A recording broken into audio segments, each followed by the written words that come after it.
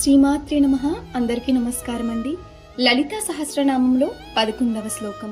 నిజ సల్లాప మాధుర్య వినిద్వచ్చిత కచ్చభి మందస్మిత ప్రభాపూరమచ్చత్కామీష మానస. భావం: తన యొక్క సంభాషణ యొక్క తీయదనము చేత విశేషముగా అందలింపబడన కచ్చపి అను పేరుగల వీణగలది. చిరునవ్వు నిండిన కాంతి ప్రవాహమునందు మునుగుచున్న శివుని యొక్క మనసు కలిగినది. ఒక్క నిమిషం కళ్ళు మూసుకోండి. అమ్మవారి స్వరం మీరు వింటున్నారు అని ఊహించండి. ఆ స్వరం చాలా మృదువుగా, మధురంగా ఉంది. వీణ స్వరాలు ఎంత మధురంగా ఉంటాయో ఆమె మాటలు అంతకంటే ఎక్కువ ఆనందాన్ని ఇస్తాయి. ఇప్పుడు ఆమె సున్నితమైన నవ్వును చూడండి.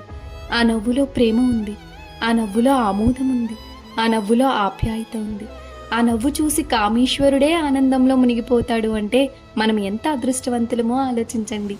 ఈ శ్లోకం మనకి చెబుతున్నది మధురమైన మాటలకు శక్తి ఎంత గొప్పదో. మన మాటలు ఒకరి హృదయాన్ని గాయపరచగలవు లేదా నయం చేయగలవు. అమ్మవారి మాటలు నయం చేసే మాటలు, ఆమె నవ్వు ధైర్యం ఇచ్చే నవ్వు. మనం కూడా ప్రయత్నించాలి కోపంగా కాకుండా మృదువుగా మాట్లాడటానికి. ఒకరి మనసును గెలుచుకోవాలంటే కఠినమైన మాటలు కాదు, మధురమైన మాటలే కావాలి.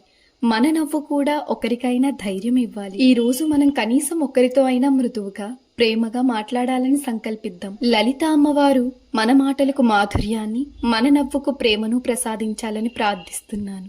శ్రీమాత్రే నమః.